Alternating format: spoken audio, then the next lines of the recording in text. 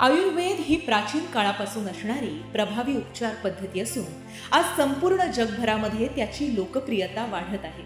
आजकाल लोक शस्त्रक्रियेशिवाय उपचारांना प्राधान्य देतात, कारण हे उपचार वेदनारहित, किफायतशीर आणि दुष्परिणामाविना असतात. हृदयविकार, डायबिटीज, ब्लॉकेजेस यांच्यासारख्या गंभीर आजारांवरही आता नैसर्गिक उपचारांचा पर्याय लोक स्वीकारत आहेत. याच आयुर्वेदाच्या आधारे 10 लाखाहून अधिक रुग्णांवर यशस्वी उपचार करणारी भारतातील एक अग्रगण्य संस्था म्हणजे माधवबाग. गेल्या 18 वर्षांपासून माधवबाग 360हून अधिक आयुर्वेदिक कार्डियाक केअर क्लिनिक्स आणि 3 निवासी हॉस्पिटल्सच्या माध्यमातून रुग्णसेवेत सतत कार्यरत आहे. माधवबागमध्ये होणाऱ्या उपचारांना संशोधनाचा मजबूत आधार आहे. इथं आयुर्वेद, आहार, व्यायाम व्यवस्थापन आणि आधुनिक निदान पद्धतींचा मिलाप करून उपचार केले जातात. माधवबागचे उपचार का खास आहेत? अद्ययावत तंत्रज्ञानाचा वापर, 2D इको, स्ट्रेस टेस्ट आणि अन्य चाचण्यांद्वारे अचूक निदान, व्यक्तिनिहाय आहार व व्यायाम व्यवस्थापन, विशेष डाएट बॉक्स आणि वैयक्तिक फिटनेस प्लॅन, नियमित देखरेख आणि मार्गदर्शन.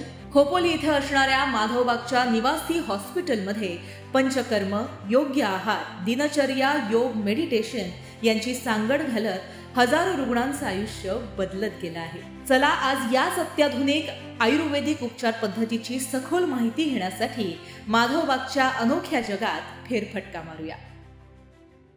हाय, हॅलो, नमस्कार. मी अमृता आकाश. लोकमत सखीच्या आरोग्यावर बोलू काही या आपल्या स्पेशल सिरीजमध्ये सगळ्या प्रेक्षकांचं मनापासून स्वागत करते.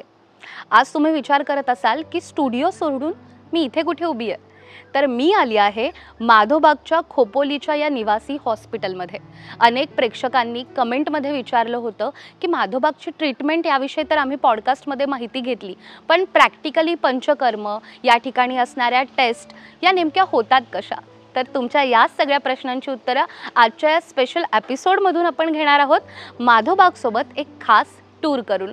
आणि ही टूर आपल्याला देण्यासाठी, माधवबागच्या संपूर्ण ट्रीटमेंटची माहिती आपल्याला देण्यासाठी माझ्यासोबत असणार आहेत माधवबागचे MD डॉक्टर रोहित माधव साने.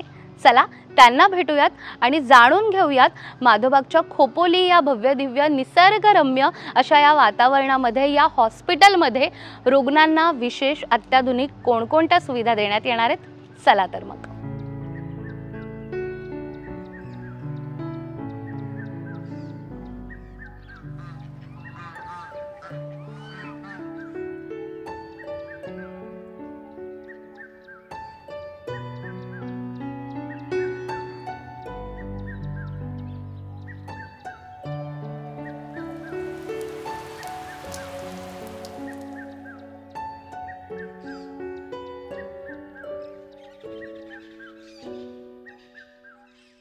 आरोग्यावर बोलू काही या आपल्या पॉडकास्टमध्ये आत्तापर्यंत आपण माधवबागमध्ये नेमके उपचार कोणकोणत्या आजारांवर होतात याची सविस्तर माहिती घेतली आहे. मग तो डायबिटीस असो, थायरॉइड असो, मोनोपॉज असो किंवा हृदयरोगाचे देखील वेगवेगळे डिसीज आपण म्हणूयात. पण हे सगळे उपचार नेमके होतात कसे आणि हे सगळे उपचार एकाच छताखाली माधवबागमध्ये केले जातात आणि याच सगळ्या उपचारांची माहिती आज आपण घेणार आहोत. आणि ही माहिती आणि एकंदरीतच खोपोली इथे असणारं माधवबागचं हे निवासी हॉस्पिटल, इथे रुग्णांना कोणकोणत्या सोयीसुविधा दिल्या जातात याबद्दल देखील आज आपण रोहित सरांकडून माहिती घेणार आहोत. माझ्यासोबत आहेत आता माधवबागचे संचालक MD Rohit Madhav Sane sir. Sir, Lokmat सखीमध्ये तुमचं स्वागत करते. थँक्यू. आणि आतापर्यंत आपण आरोग्यावर बोलू काही या आपल्या पॉडकास्टमध्ये तुम्ही वेगवेगळ्या आजारांवर माहिती दिलेली आहे आणि प्रेक्षकांना उत्सुकता आहे की खूप छान पद्धतीनं माधवबागमध्ये उपचार होतात.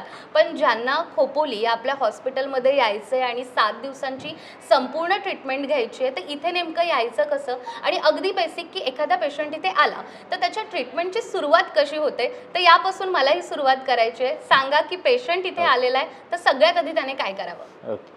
सर्वात आधी पेशंटनी एकदम मन शांत ठेवून यायचं आहे, कारण का इथे आल्यानंतर त्यांचा रोग हा पूर्ण आपण रिव्हर्स करून देणार आहोत. ही पहिली गोष्ट डोक्यात धरून त्यांनी यायची आहे. आता हे येत असताना पहिल्यांदा जेव्हा कोणी पेशंट येईल तेव्हा त्यांची पहिली पूर्णपणे इन्व्हेस्टिगेशन्स आपण करून घेत असतो की खरं त्यांना रोग आहे का. नाही तर बऱ्याच वेळेस ना मनात एवढी भीती ठेवलेली असते पेशंटनी आणि त्या भीतीमुळे तो रोग वाढलेला दिसत असतो.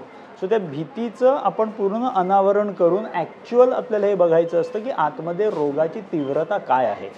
बऱ्याच वेळेस 70 to 80% केसेसमध्ये असं दिसून येतं की जेवढा रोग त्यांना इमॅजिन केलेला असतो तेवढा तो रोग आतमध्ये नसतो. हार्डली 20-30% रोग असतो. ब्लॉकेजेस भरपूर दिसत असतात, पण त्या ब्लॉकेजेसने ॲक्च्युअली ब्लॉक केलेला रक्तपुरवठा खूप कमी असतो, म्हणून त्या हृदयाला एवढा काही डॅमेज झालेला नसतो.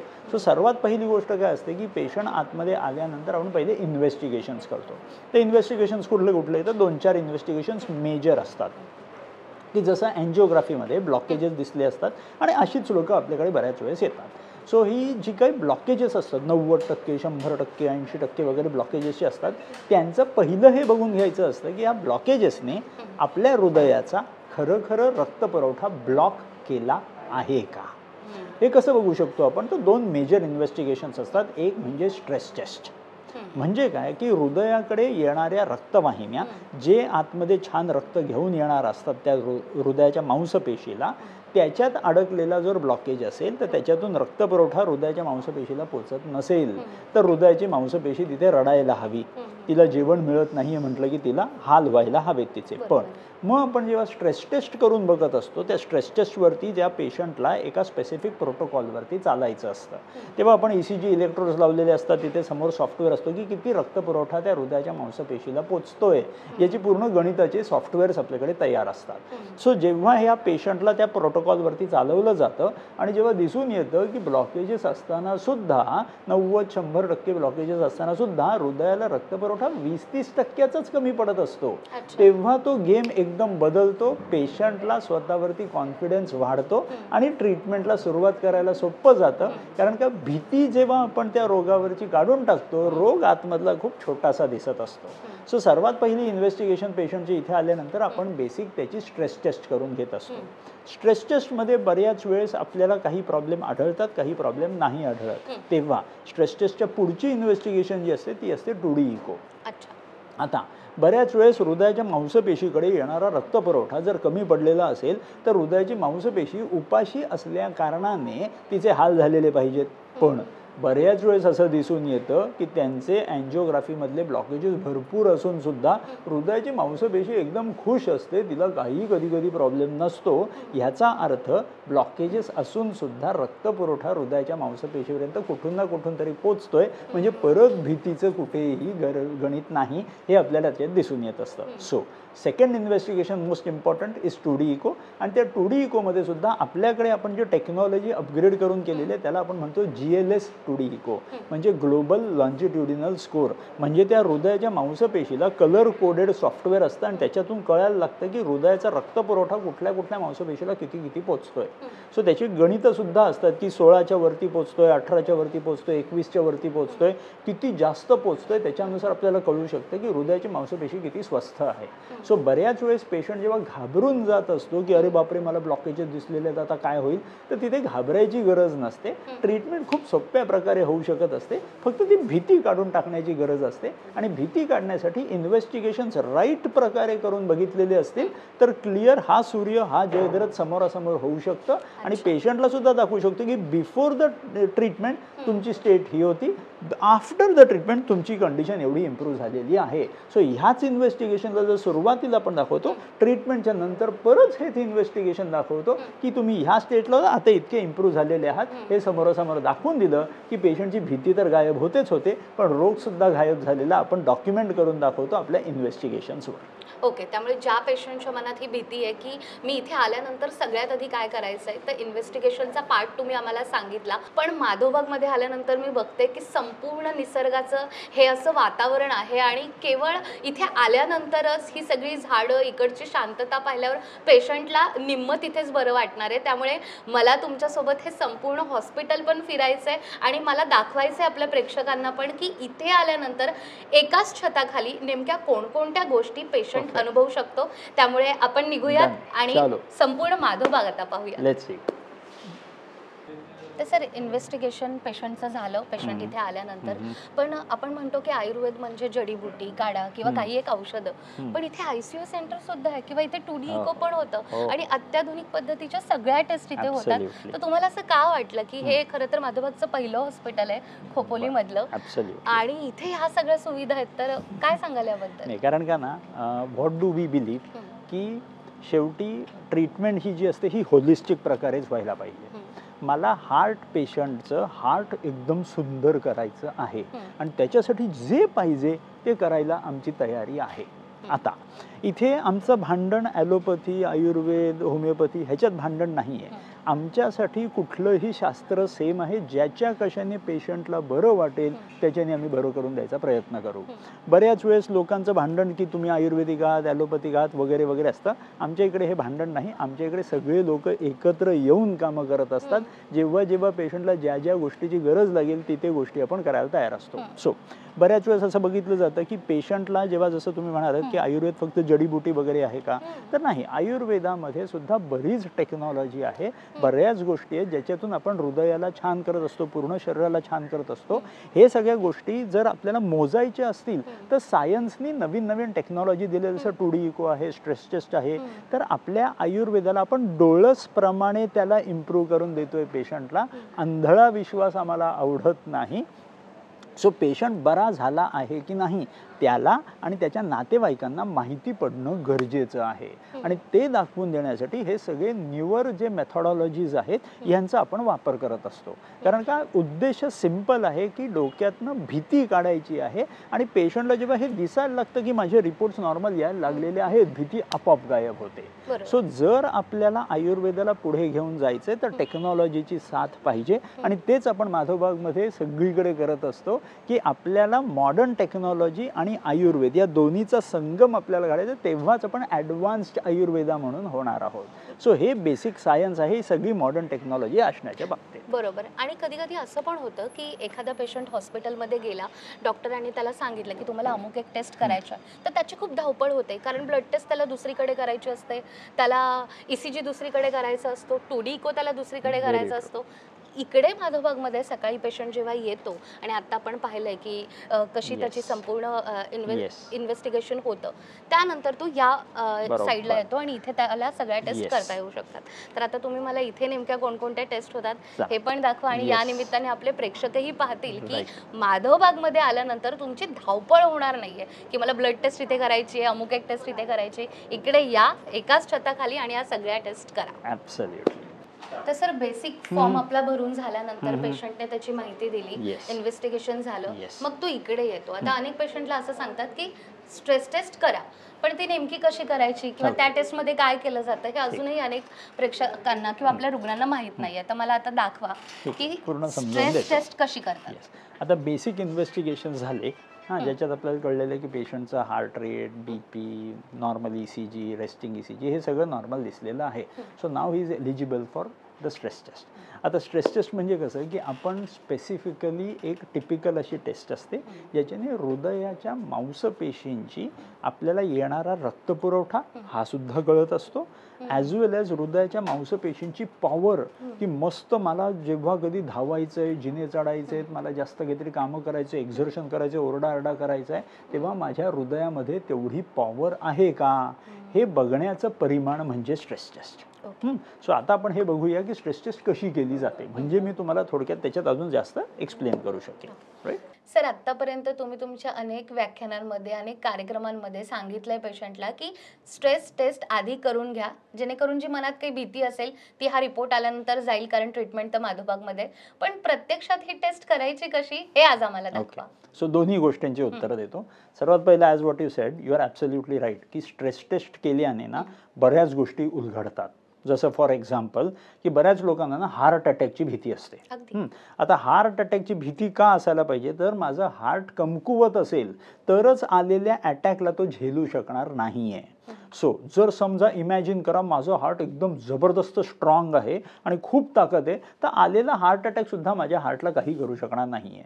सो ही जी जबरदस्त स्ट्रेंथ जी हार्टची आहे त्याला मेडिकल भाषेत म्हणतात VO2 max. So V stands for volume, O2 stands for oxygen. So VO2 max जर बायकांमध्ये 30च्या वरती आणि पुरुषांमध्ये 35च्या वरती असेल तर हार्ट अटॅकला काही घाबरायची गरज नाही. सो आता प्रश्न पडतो हा VO2 max मोजू कसा, तर VO2 max मोजण्यासाठी सर्वात बेस्ट टेस्ट आहे स्ट्रेस स्ट्रेस टेस्ट. आता ही स्ट्रेस टेस्ट म्हणजे काय, तर ही अशी ट्रेडमिल असते. या ट्रेडमिलवरती युजली पेशंटला चालायचं असतं आणि स्पीड त्याचं खूप मोजका स्पीड असतो.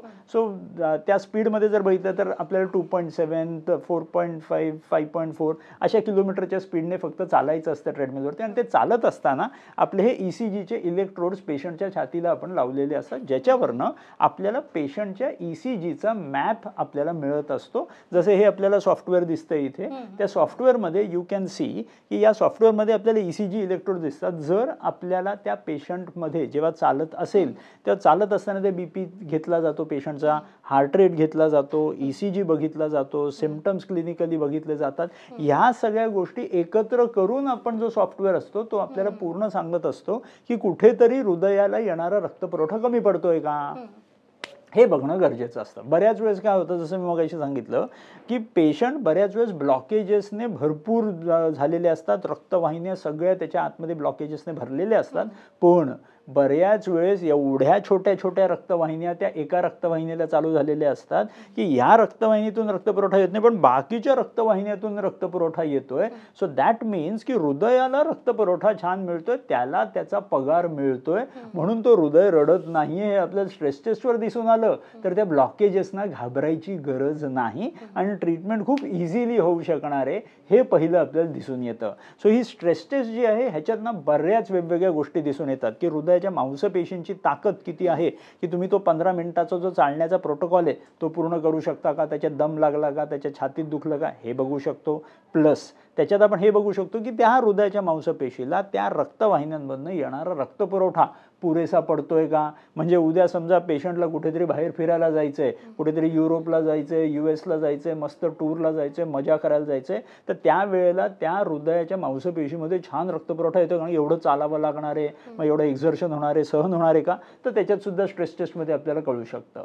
प्लस ज्यांना ब्लॉकेजेस असतात किंवा हृदयाचे अजून सुद्धा काही विकार असतात, काही लोक असतात ज्यांची अँजिओप्लास्टी होऊन गेलेली असते, काही लोक असतात त्यांची बायपास सर्जरी होऊन गेलेली असते, अशा लोकांमध्ये त्यांचं हृदय आज ही सगळी प्रोसिजर झाल्यानंतर सुद्धा रक्तपुरवठा छान येतोय का, परत ब्लॉकेजेस निर्माण तर नाही झालेत ना, हे बघण्यासाठी सुद्धा ही स्ट्रेस टेस्ट खूप कामी येते. आणि या स्ट्रेस टेस्टला करून घ्यायला लागतोय किती, 10 ते 15 मिनिटं. आणि कुठल्याही प्रकारचं इन्व्हेजन वगैरे काहीही नाहीये, विना शस्त्रक्रिया सगळ्या प्रकारे तुम्ही बघू शकता. आणि करायचं काय, तुम्हाला फक्त 15 मिनिटं चालायचं आहे, अजून तुम्हाला काहीच करायचं नाही. एवढी सोपी टेस्ट आहे आणि गोल्ड स्टँडर्ड टेस्ट आहे मॉडर्न सायन्सच्या अनुसार सुद्धा. सो एक simple stress test can solve many problems of yours, की ब्लॉकेजेस असो किंवा नसो, किंवा मला माझ्या हृदयाची तपासणी जरी करून घ्यायची असेल, सर्वात best investigation is going to be stress test. किती सोपं करून सर तुम्ही सांगितलं की स्ट्रेस टेस्ट म्हणजे नेमकी काय आणि ही टेस्ट करायची आहे याचाच अनेक पेशंटला स्ट्रेस येतो की काय नेमकं काय करायचं आहे. पण किती सोप्या शब्दात तुम्ही सांगितलं की तुम्ही इथे यावर उभं राहा आणि अगदी 10 ते 15 मिनिटांमध्ये, आणि मला वाटतं रिपोर्ट पण आपल्याला लगेच त्याचा मिळतोय, समोरासमोर मिळतोय. त्यामुळे अगदी सोपी ही टेस्ट आहे. आणि नाडी वैद्याकडे आपण गेल्यानंतर जेव्हा आपल्याला डॉक्टर चेक करतात तेव्हा ते सांगतात खूप तणाव आहे किंवा तुम्हाला खूप स्ट्रेस आलेला आहे, तर आपण म्हणतो की मी तर नॉर्मल आहे एकदम, मग मला हा स्ट्रेस आला कुठून, तर तो कुठून आला आणि तो किती आहे हे समजण्यासाठी हे मशीन आहे. ॲब्सोल्युटली. कारण का कसं असतं, तुम्ही जसं म्हणालात ना की बऱ्याच वेळेस माणूस स्ट्रेस घेत असतो. आता बऱ्याच वेळेस आपण म्हणतो की मी स्ट्रेस घेत नाही, पण आतमध्ये कितीतरी आपले अनसॉल्व्ड प्रश्न असतात आपल्या जीवनातले, जे कधी कधी सुटलेले नसतात आणि त्याचा ताण आपल्या हृदयावरती येत असतो. बऱ्याच वेळेस आपण फोनची बॅटरी आपली नुसता जरी ठेवला फोन तरी तो यूज आउट होत असतो, त्याची बॅटरी संपून जात असते, कारण का काही अनयुज्ड ॲप्स असतात जे बॅटरी खाऊन टाकत असतात त्या फोनमधली.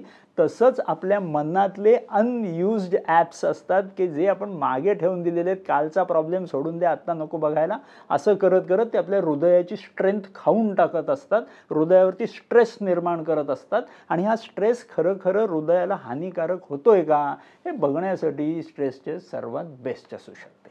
अगदीच सर, स्ट्रेस टेस्टची ना मला पण भीती होती, पण तुम्ही एकदम सोप्या शब्दात सांगितलं की ही टेस्ट आपल्याकडे कशी होते.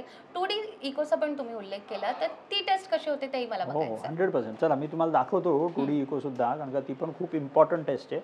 आणि जशी स्ट्रेस टेस्ट इम्पॉर्टंट होती त्याच्याहून अजून सुपरलेटिव्ह असते 2D इको, त्याच्यात अजून तुम्हाला छान छान गोष्टी समजू शकतात. चल दाखवतो. आता ना आपण हे जे करतोय हा आहे 2D इको. आता 2D इको म्हणजे काय, 2 डायमेन्शनल इकोकार्डिओग्राफी, म्हणजे हृदयाच्या मांसपेशी ज्या आहेत त्या मांसपेशी किती पॉवरफुल आहेत हे आपण ह्याच्यात बघणार आहोत. सो जसं आता तुम्ही इथे इमेजेस बघत असाल, त्या इमेजेसमध्ये सुद्धा तुम्हाला दिसेल की आतमध्ये जेव्हा हृदयाच्या आतमध्ये जेव्हा रक्ताचं आवागमन चाललेलं असतं तेव्हा ते बरोबर चाललेलं आहे का, हृदयाच्या झडपा बरोबर काम करतायत का, नाही तर बऱ्याच वेळेस हृदयाच्या मांसपेशीला येणारा रक्तपुरवठा छान नसेल तर त्या 2D इकोमध्ये आपल्याला हृदयाची जी मांसपेशी आहे ती वीक झालेली दिसते आणि ते वीक झालेलं असताना रक्त बरोबर पंप आउट जे करायचं असतं ते करता येत नसतं. मग तर बऱ्याच वेळेस पेशंटला चालताना, जिने चढताना, धावताना धाप लागायला लागते, छातीत दुखायला लागतं. तेव्हा आपल्याला इमेजेसमधनं आपल्याला अंदाज येऊ शकत असतो की रक्ताचं आवागमन कसं चाललेलं आहे, हृदयाच्या मांसपेशी किती छान आहेत, हृदयाच्या झडपा किती छान आहेत. ह्या सगळ्या गोष्टी जर आपल्याला कळल्या तर 2D इकोचा ॲक्च्युअल फायदा होतो. कारण का जरी ब्लॉकेजेस माझ्या हृदयाच्या मांसपेशींमध्ये येणाऱ्या रक्तवाहिन्यांमध्ये असले तरी ते रक्त ब्लॉक करतायत का हे आपल्याला कळायला सोपं पडतं. आणि आपल्या इकडच्या 2D इकोमध्ये अजून एक स्पेशलाइज्ड गोष्ट काय आहे तर GLS म्हणजे काय तर ग्लोबल लॉन्जिट्युडिनल स्ट्रेन, म्हणजे माझ्या हृदयाच्या मांसपेशीवरती किती स्ट्रेन पडतो आहे ते रक्त पंप करायला आणि रक्तपुरवठा स्वतः त्या मांसपेशीला छान मिळतोय की नाही रक्तपुरवठा पंप करताना हे बघण्याचं परिमाण म्हणजे GLS 2D इको. सो बऱ्याच ठिकाणी आपण जर बघितलं तर भारतात हार्डली 15-20 ठिकाणी आहे तो GLS 2D इको, त्यातला आपला एक आहे. सो त्याच्यातून आपल्याला छान प्रकारे कळू शकत असतं हृदयाची ॲक्च्युअल स्टेटस काय आहे, ब्लॉकेजेस असो किंवा ब्लॉकेजेस नसो. So 2D echo is a very very important test that everybody beyond 40 years of age should get it done at least once a year. बरोबर. आणि आयुर्वेदिक ट्रीटमेंट म्हटले की लोकांचा एक वेगळा समज असतो, पण इथे अत्याधुनिक पद्धतीनं जसं तुम्ही आता उल्लेख केला की केवळ 2D इको नाही तर त्याच्यामध्ये पण आता जसे जसे अपडेट येत आहेत किंवा जी टेक्नॉलॉजी बदलत चालली आहे त्यानुसार आपल्याकडे या सगळ्या टेस्ट होत आहेत. कारण का कसं असतं शेवटी आयुर्वेदाची ट्रीटमेंट ही 5000 वर्षांअगोदर निर्माण झालेली आयुर्वेदाची ट्रीटमेंट आहे ही. This is much more beneficial than any other treatment असं मी समजतो. कारण का आपल्याला जे 2D इकोमध्ये GLS मध्ये त्या स्ट्रेस टेस्टमध्ये जे इम्प्रूव्हमेंट दिसून येतात ते इम्प्रूव्हमेंट खूपच स्ट्रॉंग असतात. म्हणजे आत्ता जो आपण एक रिसर्च पेपर पब्लिश केलेला होता त्याच्यात आपल्याला हे दिसून आलेलं की 90 दिवसात सुद्धा तुमचे ब्लॉकेजेस कमी होताना तुम्हाला दिसू शकतात आणि त्याच्यामुळे येणारा हार्ट अटॅकचा धोका हा कमी होऊ शकतो. त्याच्याने होणारे पुढे इन द फ्युचर होणारा मृत्यूचा धोका कमी होऊ शकतो आणि परत जी आपल्याला कधीतरी अँजिओप्लास्टी किंवा बायपास करायची गरज लागायची ती कमी होताना दिसून येते. सो या रिसर्चमधनं असं दाखवू शकलेलो आहे की हे सगळे मॉडर्न इन्व्हेस्टिगेशन घेऊन आपण आयुर्वेदाला परत रिप्रूव्ह करू शकतो. कारण का आयुर्वेदाची स्ट्रेंथ ही पूर्ण जगाला माहिती आहे, आपल्याला फक्त आता त्या स्पेसिफिक भाषेत टाकायचे. म्हणून मॉडर्न इन्व्हेस्टिगेशन्स आणि आयुर्वेदाचा जेव्हा संगम होतो तेव्हा माधवबाग सारखे इन्स्टिट्यूट्स उभे राहतात. बरोबर. आणि तुम्ही स्वतः ॲलोपॅथीचं पण शिक्षण घेतलेलं आहे आणि जेव्हा तुम्ही तुमच्या बाबांसोबत प्रॅक्टिसला सुरुवात केली तेव्हा तुम्ही अनेकदा हे बोललेले आहात आणि आम्हालाही माहिती आहे की जेव्हा बाबा एखाद्या पेशंटला ट्रीटमेंट द्यायचं तेव्हा तुम्ही म्हणायचे की मी ॲलोपॅथीमध्ये पण हे करून पाहतो. तर काय आहे तो किस्सा नेमकं कसं तेव्हा तुम्ही काय बऱ्याच वेळेस ना तो नेहमी एक म्हणजे ॲज अ ॲलोपॅथीचा माणूस मी असल्या कारणाने आम्हाला नेहमी कुतूहल असतं की बाप दाखवा नाही तर श्राद्ध करा. हे टिपिकल शिकवलेलं असतं आम्हाला. सो जेव्हा कधी बाबांच्या OPDमध्ये पेशंट्स यायचे आणि त्यांना बाबा सांगायचे की आता तुमची हे हा स्टेटसचं हे आहे आणि आता तुम्ही ट्रीटमेंट एवढी एवढी झाली आणि त्याच्याने एवढे इम्प्रूव्ह झालेले आहात, तेव्हा मला आधी विश्वास नाही बसायचा. मी म्हटलं हे काहीतरी असं काही असू शकतं का. So then I use to ask those patients to undergo these investigations की बाबांकडे आधीचे जेव्हा पेशंट यायचे तेव्हा त्यांचे सुरुवातीचे कुठले ना कुठले तरी इको, स्ट्रेस टेस्ट, अँजिओग्राफी असायची. आता पूर्ण ट्रीटमेंट झाल्यानंतर मी मुद्दाम इन्सिस्ट करायचो नाही मला ट्रीटमेंट झाल्यानंतर मला दाखवा कागदावर तुम्ही खरे खरे इम्प्रूव्ह झालेले आहात करून. सो तेव्हा जेव्हा मी करून बघायचो ॲक्च्युअल इम्प्रूव्हमेंट दिसायची. म्हणून मी ॲलोपॅथीवरती एवढा प्रेम करत असणारा माणूस कसा आयुर्वेदाकडे वळलो तर आयुर्वेदाची ह्यूज ताकद आहे. ती ताकद आपण सगळ्यांनी अवलंबली पाहिजे. कारण का भारताचं सायन्स आहे ते. आपण भारतीय असताना जर आपण आपल्या सायन्सला ॲक्सेप्ट नाही करणार तर कोण करणार. सो त्या पॉईंटवरनं मी हे ठरवलं की आयुर्वेदामध्ये एवढी ताकद आहे जर तर why not to take it ahead.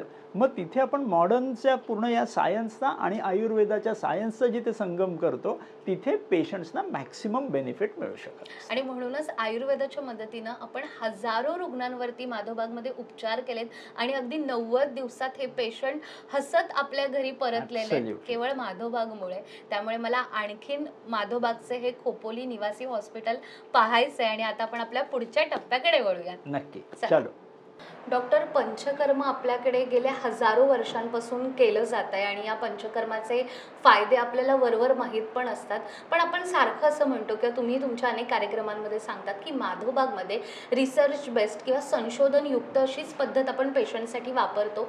हा रिसर्च नेमका तुम्हाला का करावासा वाटला? ओके, कसं आहे ना, मॉडर्न मेडिसिनचं ज्ञान असल्या कारणाने ॲज वेल ॲज त्या पठडीत मी शिकलेलो असल्या कारणाने कुठलीही गोष्ट करायची असेल तर त्याला काहीतरी बेस असायला हवा असं मला नेहमी वाटत असतं. की मी एखाद्या पेशंटला कुठली तरी थेरपी करणार आहे तर त्या थेरपीचं मला आतमध्ये होऊन हृदयावरती काय परिणाम होतील, रक्तवाहिन्यांवरती काय परिणाम होतील हे आधीच माहिती असेल तर I am much more confident. So रिसर्चचा नेहमी फायदा काय असतो की मी 100, 200, 500 लोकांवरती आधी करून झालेलं आहे आणि ते करून झाल्यानंतर आता मला माहिती आहे की कितव्या तासाला औषध कुठे पोचणार आहे आणि ते किती वाजता किती काय काम करणार आहे हे माहिती असण्याला रिसर्च म्हणत असतो. सो पंचकर्म हजारो वर्षांपासून होते हे आपल्याला सगळ्यांना माहिती आहे, पण कार्डियक डिसीजवरती पंचकर्म हे माधवबागच करतं. आता ह्याला रिसर्चचा जोड म्हणजे काय की आपण वेगवेगळे अल्गोरिदम्स बनवलेले आहेत, म्हणजे कुठल्या डायग्नॉसिसला किती कॉन्सन्ट्रेशनचं औषध आणि कुठला थेरपी प्रोटोकॉल वापरायचा ह्याची पूर्ण गणितं आता आपली तयार आहेत. म्हणजे जसं लोक आर्टिफिशियल इंटेलिजन्सवरनं गोष्टी काढतात त्याच्यासाठी जो अल्गोरिदम लागतो तो आपण ऑलरेडी बनवून ठेवलेला आहे. जसं फॉर एक्झाम्पल एखादा पेशंट, मगाशी आपण जसं स्ट्रेस टेस्ट बघितली किंवा 2D युको बघितलं, त्याच्यात जे वेगवेगळे आपल्याला रोगाचे सिव्हिअरिटी लेवल्स दिसतात त्या ईच सिव्हिअरिटी लेवलला इतक्या वर्षांमध्ये आपण अभ्यास करून रिसर्च करून हे ठरवलेलं आहे की ह्या सिव्हिअरिटीचा रोग असेल तर त्याला इतक्या कॉन्सन्ट्रेशनचं औषध वापरलं पाहिजे ज्याच्याने त्या पेशंटला इतक्या लेवलवरती बरं वाटू शकेल. सो आपण प्रेडिक्टिव्ह ॲनालिसिस करू शकत असतो की ह्या पेशंटला इतक्या दिवसांच्या औषधांमध्ये इतकं बरं वाटणार आहे आणि त्याला ह्याच कॉन्सन्ट्रेशनचं औषध द्या. त्याचबरोबर जर एखादा हार्ट पेशंट आहे, त्याला डायबिटीज पण असू शकतो, त्याला ब्लड प्रेशर पण असू शकतो, त्याला हार्ट अटॅकची हिस्ट्री असू शकते, त्याला कॅल्सिफिकेशन असू शकतं, हजारो व्हेरिएशन असतात त्या एका पेशंटच्या डिसीजमध्ये.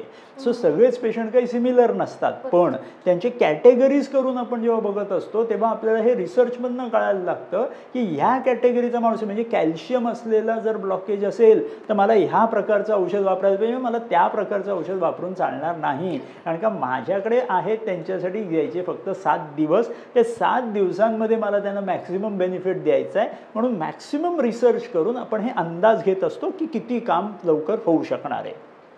त्याचबरोबर रिसर्चचा दुसरा फायदा कुठे असतो तर बऱ्याच वेळेस आपण जी काही थेरपी करत असतो ही थेरपीमध्ये जी काही आपण औषधं आपण बस्ती वगैरेमधून देणार, स्नेहनातून देणार, स्वेदनातून देणार, आपण वेगवेगळ्या प्रोसिजर्समधनं जी औषधं आतमध्ये जात असतात त्याचं PK/PD स्टडी असतो, फार्मॅकोकायनेटिक्स फार्मॅकोडायनामिक स्टडी असतात की हे औषध किती वेळात आपल्या शरीरात आतमध्ये जाणार आहे आणि कुठल्या अवयवाला कधी ते पोचणार आहे ह्याचे सगळे अभ्यास झालेले असतात. सो त्या अभ्यासांच्या बेसिसवरती आपण सांगू शकत असतो की पेशंटला किती दिवसात किती बरं वाटणार आहे. सो हा सगळा अभ्यास असणं हे मला वाटतं कुठल्याही डॉक्टरला हा अभ्यास जर असेल तर पेशंटशी बोलताना जो कॉन्फिडन्स येतो की इतक्या दिवसात मी तुमचं इतकं काम करून देऊ शकतो, हे जर क्लिअर असेल तर पेशंटला सुद्धा तो रोडमॅप क्लिअर होतो आणि ट्रीटिंग डॉक्टरला सुद्धा तो रोडमॅप क्लिअर होतो की दोघांनाही डोळस विश्वास आलेला असेल तर ट्रीटमेंटला जास्त इम्प्रूव्हमेंट मिळते असं मला समजत असतं. म्हणून रिसर्चची ही जी बुद्धी मी सगळ्या आपल्या माधवबागच्या डॉक्टरांना नेहमी द्यायचा प्रयत्न करत असतो.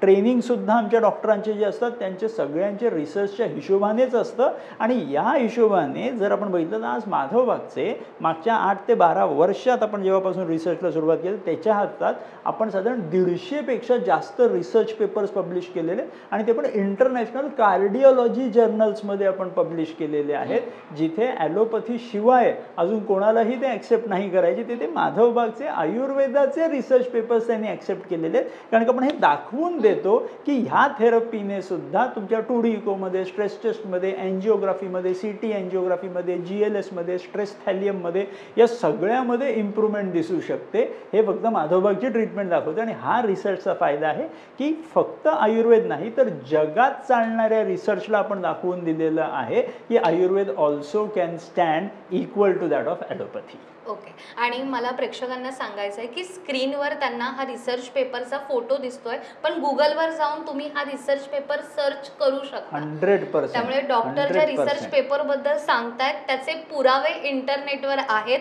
ते तुम्ही स्वतः पहा, जेणेकरून कशा पद्धतीने ट्रीटमेंट होते. आणि अर्थात त्याचे पुरावे तर आहेतच आपल्याकडे, त्यामुळे नो टेन्शन.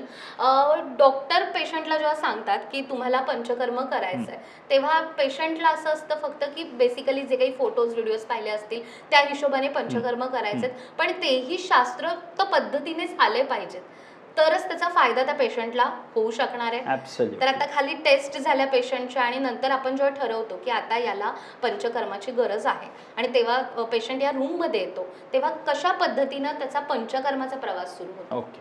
आता पंचकर्माचा जर आपण प्रवास जर बघितला ना, तर पेशंटला परत मी जेव्हा नेहमी सांगत असतो, पेशंटला फक्त मन शांत ठेवायचं आहे, बाकी जे काही करायचं ते आम्हाला करायचं आहे. So patient should be resting very easily. So हे जे आपलं पंचकर्माचं थेरपी स्टेशन आहे, या थेरपी स्टेशनवरती पूर्ण पंचकर्म घडत असतो. म्हणजे बऱ्याच वेळेस जर बघितलं तर पेशंटला इकडून जा, तिकडे जा, इकडून या, तिकडून या, हे करायची काही गरज लागत नाही. ह्या एकाच टेबलवरती पेशंट आडवा झोपून त्याची पूर्ण प्रोसेस होत असते.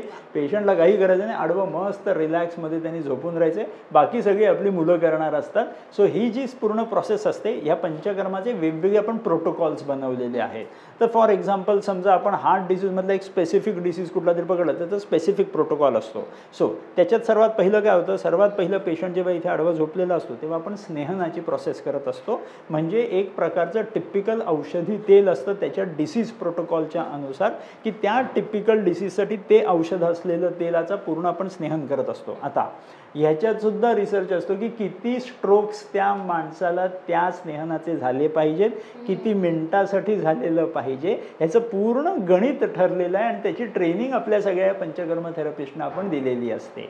सो त्या बेसिसवरती जेव्हा आपल्याला कळतं की एवढे स्ट्रोक्स झालेले आहेत, त्याच्या पुढच्या लेवलला जातो आपण. स्वेदन म्हणून प्रोसेस असते. स्वेदन म्हणजे प्रोसेस काय, पेशंट ह्याच्यावरच झोपलेला असतो आणि आपल्याला फक्त ही पेटी आपण क्लोज करून याचं स्टीम कॅबिनेटमध्ये कन्व्हर्जन होतं. आणि ते स्टीम कॅबिनेटचं कन्व्हर्जन झालं तर त्या स्टीममध्ये कुठलीही औषधं टाकायला हवी, कारण का स्टीम जेव्हा बॉडीला देणार तेव्हा बॉडीचा क्लिअर आयडिया असते की देवाणघेवाण करण्याची त्याची टेक्निक असते. म्हणजे मी जेव्हा घाम शरीरातून बाहेर काढेन तेव्हा स्किनचं absorption of those medicines increases many folds. So शरीर जेव्हा घाम बाहेर टाकणार आहे तेव्हा तो औषधं आतमध्ये घेणार आहे. आणि हे पण रिसर्चनी प्रूव्हन आहे, याच्यात काही नवल नाही आहे. आता जेव्हा कधी हे औषध आतमध्ये जाणार आहे शरीरात तेव्हा ते इमिजिएटली रक्तात मिसळणार आहे.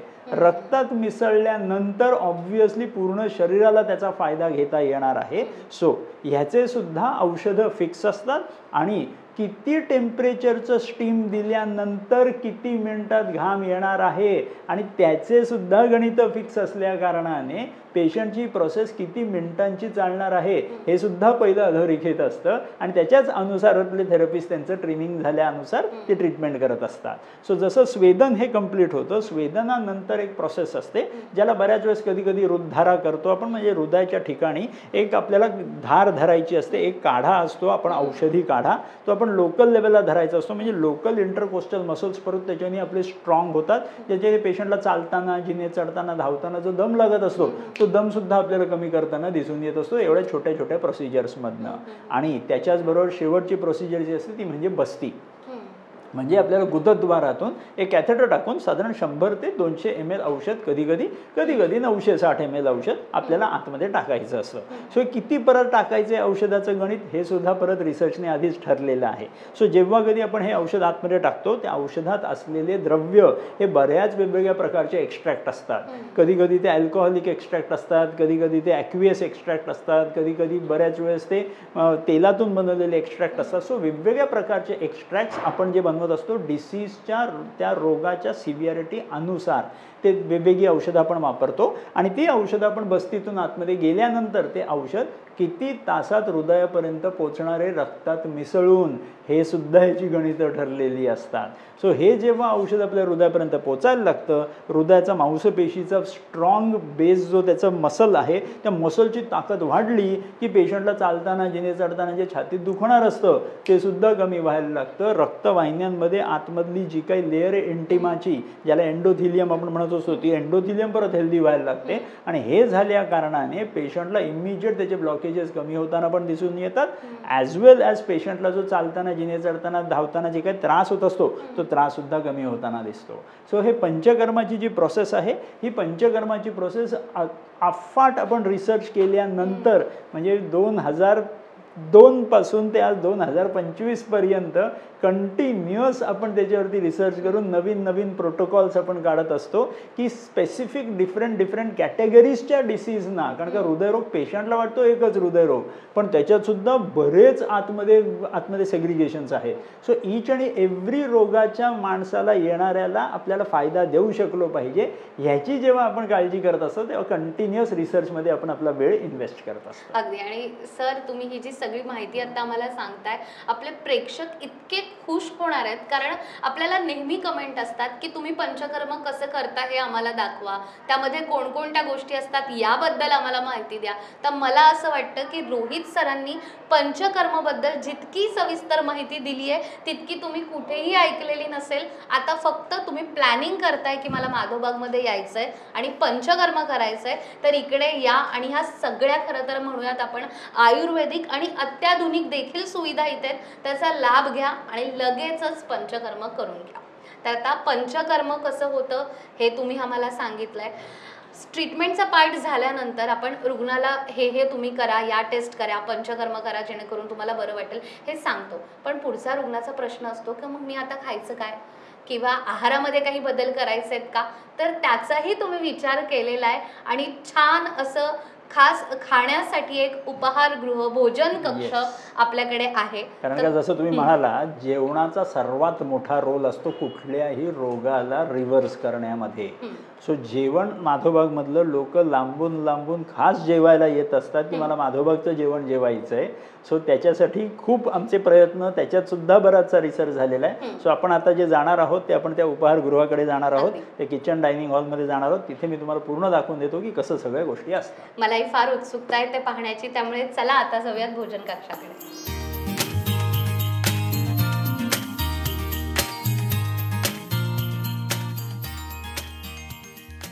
तर सर पंचकर्माची तुम्ही इतकी छान माहिती आम्हाला दिली आणि मी सुद्धा प्रत्यक्ष पहिल्यांदा पाहिलं की पंचकर्म एक्झॅक्टली कसं होतं. पण आपल्याला अशा पण कमेंट येतात प्रेक्षकांच्या की एखाद्याला डायबिटीस झालं तर तो डायबिटोलॉजिस्टकडे जातो, हृदयाचा काही त्रास असेल तर तो त्या डॉक्टरकडे जातो जो हृदयाचा तज्ज्ञ आहे.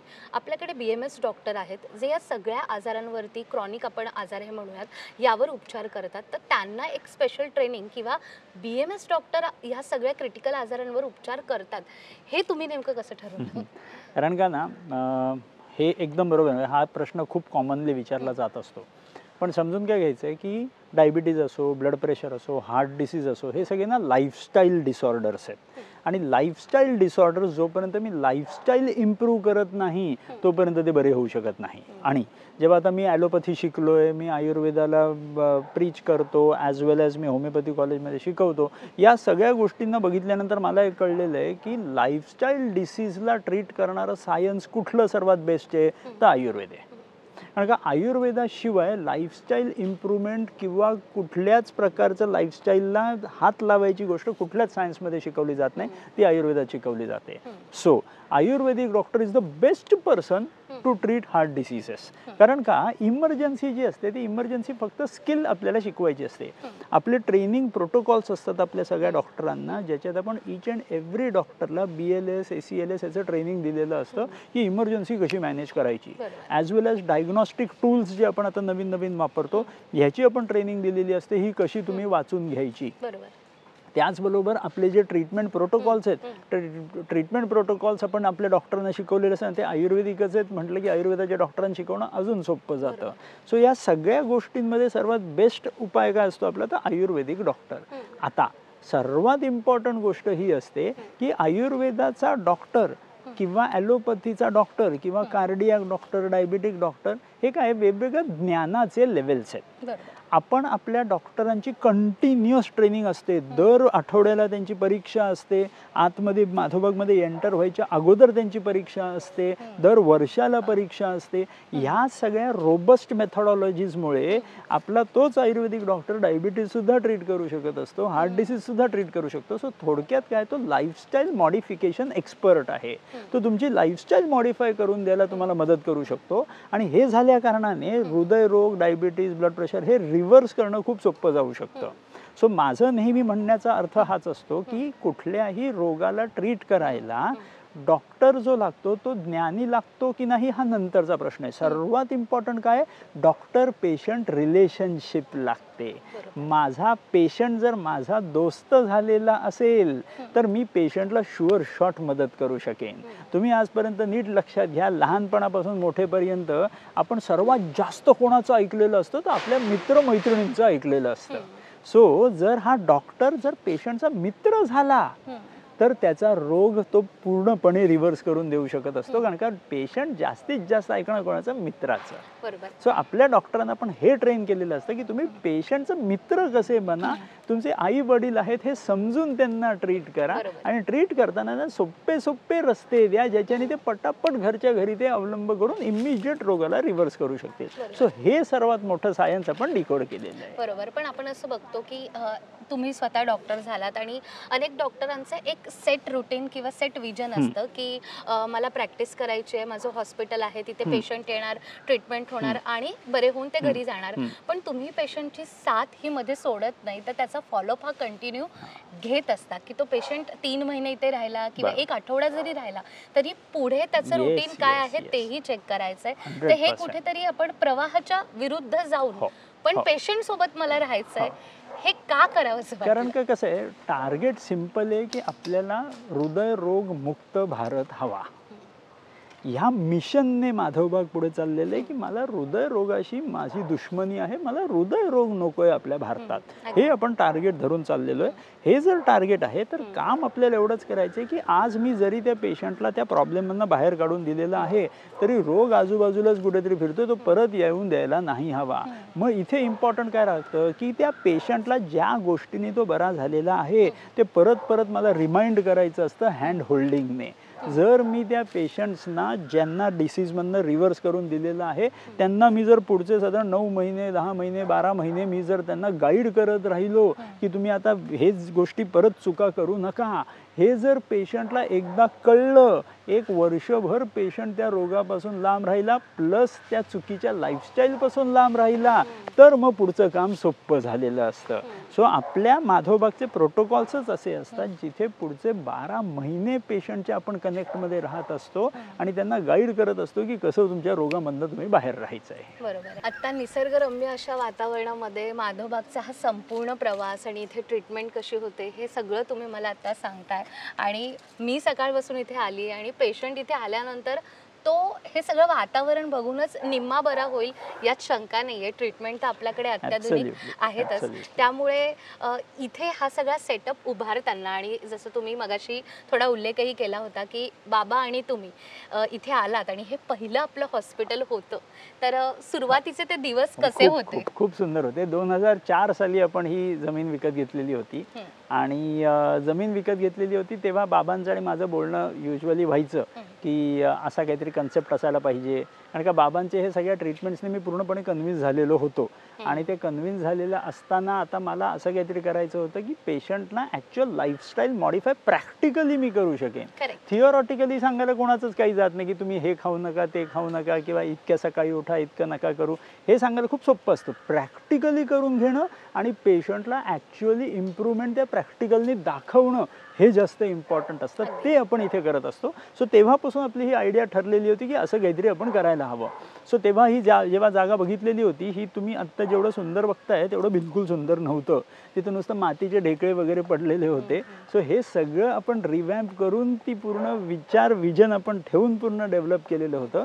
सो आता जर तुम्ही बघितलं तर टोटल 165 आंब्यांची झाडं आहेत आणि सुंदर मस्त आंबे लागलेले असतात.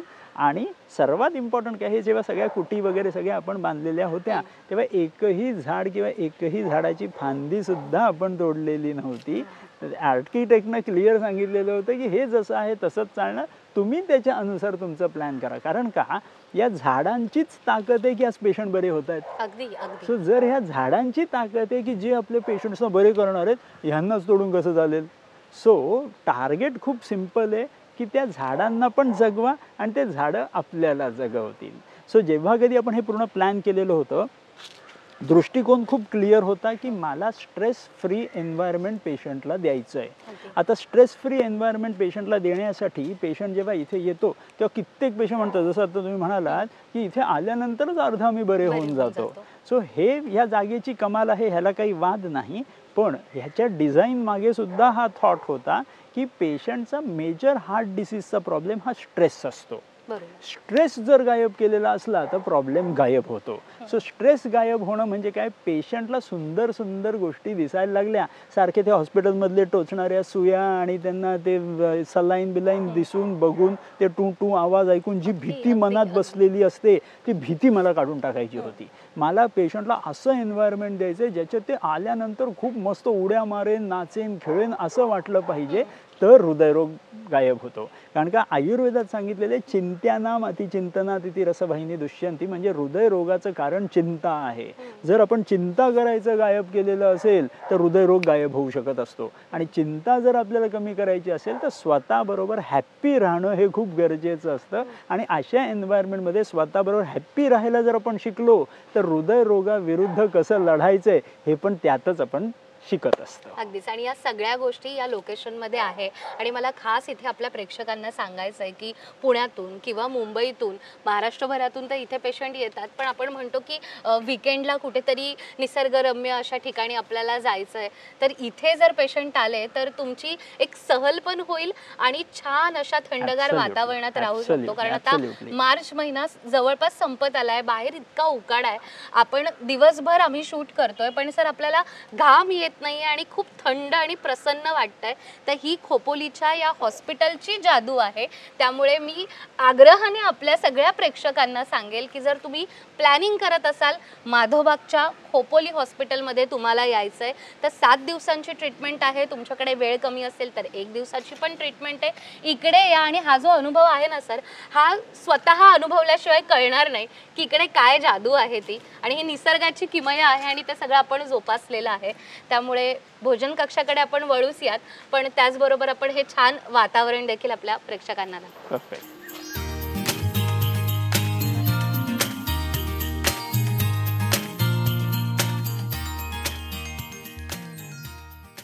आता आपण भोजन कक्षाकडे चाललेलो आहे. सो तुम्ही चप्पल जरी काढून घेतली तरी चालेल.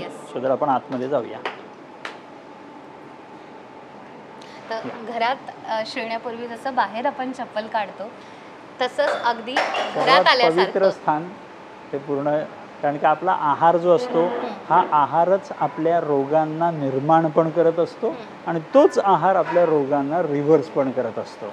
सो आज आपण ह्या अशा ठिकाणी आलेलो आहोत जिथे ॲक्च्युअल 100% रिव्हर्सल ऑफ डिसीज होऊ शकत असतं या एका डिपार्टमेंटमधनं. कारण का माझ्या अनुसार आहार ही सर्वात इम्पॉर्टंट गोष्ट आहे. पेशंटनी जर आपल्या डिसीजचा रिव्हर्सलचा प्लॅन केलेला आहे तर आहारावरती जबरदस्त जास्त त्यांनी डोक्यात धरून ठेवायचं की त्याच्यावरती मी कंट्रोल ठेवला पाहिजे, तर काम ते सोपं होणार. पण मग सर मला असा प्रश्न आहे की एखाद्याला डायबिटीस आहे, एखाद्याला हार्ट रिलेटेड कोणता आजार आहे, एखाद्याला थायरॉइड आहे, फक्त वेगवेगळ्या आजारांचे रुग्ण तर आपल्याकडे येतात, पण मग पेशंटनुसार त्याचं डाएट पण बदलत जातो. कोणाला प्रोटीन्स जास्त हवेत, कोणाला फायबर हवेत, कोणाला आणखीन काही हवंय. मग हे सगळं आपण या भोजन कक्षात एकाच छताखाली कसं मॅनेज करतो? त्याच्यासाठी खूप मेटिक्युलस प्लॅनिंग असतं.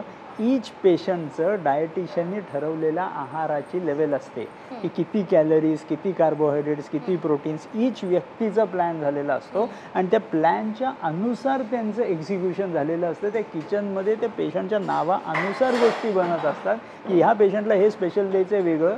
फक्त आहाराचं नाही तर इथे पाणीसुद्धा किती प्यायला द्यायचं, कारण का हार्टसाठी इजेक्शन फ्रॅक्शन जर मला इम्प्रूव्ह करायचं असेल, लो पंपिंगचे कित्येक पेशंट असतात त्यांच्यामध्ये पाणी लिक्विड आपण किती देतो हे सुद्धा खूप इम्पॉर्टंट असतं.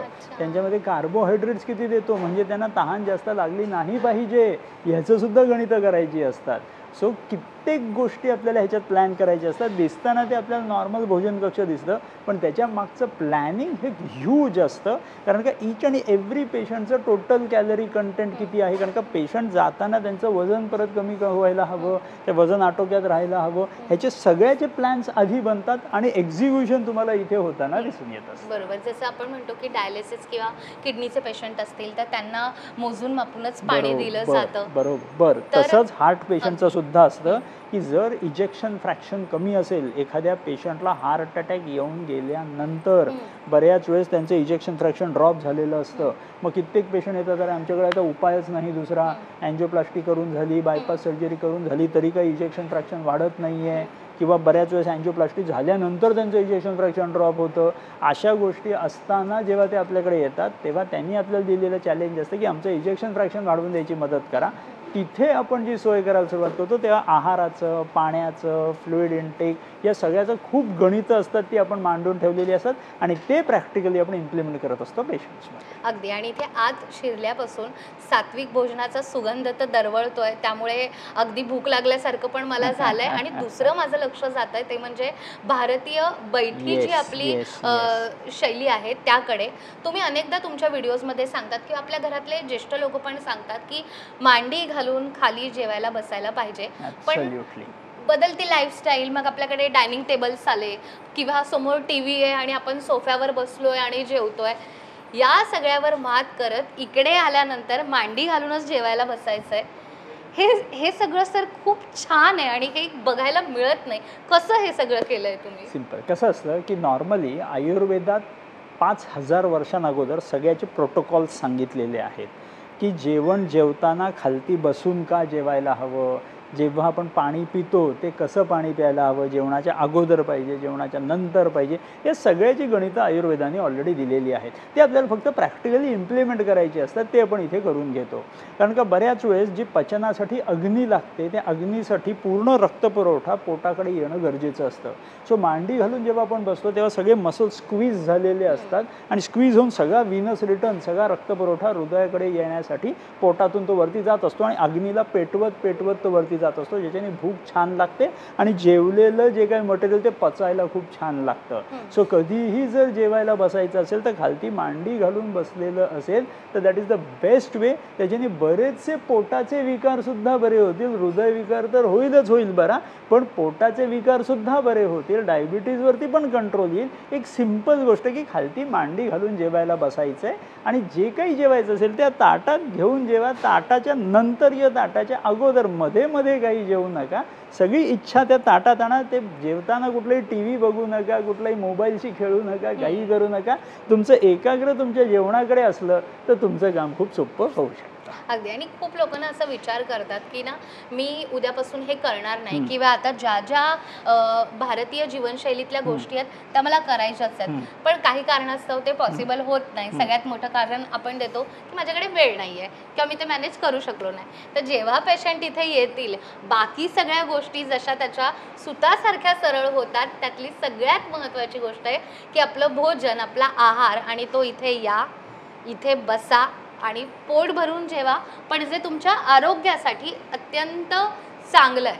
आता मला डाएट बॉक्सबद्दल विचारायचं आहे की आपण बघतो की माधवबागचा डाएट बॉक्स तर आहे, पण इथे जे पेशंट 7 दिवस राहत आहेत त्यांच्याही डाएटचं लक्ष देणं ही आपली एक मुख्य जबाबदारी आहे. तर आपल्या किचनमध्ये रोज कसे पदार्थ बदलत जातात, त्याची बनवण्याची मेथड कशी आहे, आणि त्यामध्येही मोजकं म्हणजे चपाती तुम्हाला एवढीच खायची आहे, भात असेल तोही तुम्हाला एवढाच खायचा आहे, मग ते मेजरमेंट कसं होतं? कसं असतं, सगळ्याची गणितं लागलेली असतात की फॉर एक्झाम्पल एखादी व्यक्ती असेल डायबिटीजवाली, ज्याला हार्ट डिसीजमध्ये ब्लॉकेजेस तर आहेतच, पण त्यांना डायबिटीज पण आहे. मग त्यांच्या डायबिटीजला सुद्धा कंट्रोल करून मला ब्लॉकेजेस कमी करायचे आहेत. सो त्याची गणितं वेगळी असतात की किती कॅलरीज मला द्यायचे आहेत, किती कार्बोहायड्रेट्स द्यायचे, किती प्रोटीन द्यायचे आहेत, मॅग्नेशियम किती, झिंक किती, या सगळ्याची गणितं पहिली लागलेली असतात. त्या गणितानुसार आपण इकडे जेवण देत असतो. आणि याच जेवणातून आपण शिकलेलो आहे की हेच जेवण मला घरीसुद्धा द्यायचं आहे जर समजा पेशंटला. कारण का इथे मी त्यांचं अर्ध काम करून दिलं, घरी गेल्यानंतर जर त्यांना सवय लागली याच गोष्टी खायची तर काम सोपं झालं. म्हणून मग आपण निर्माण केलेला तो डाएट बॉक्स. सो आपण आता तो डाएट बॉक्स बघायला आपण जाऊया.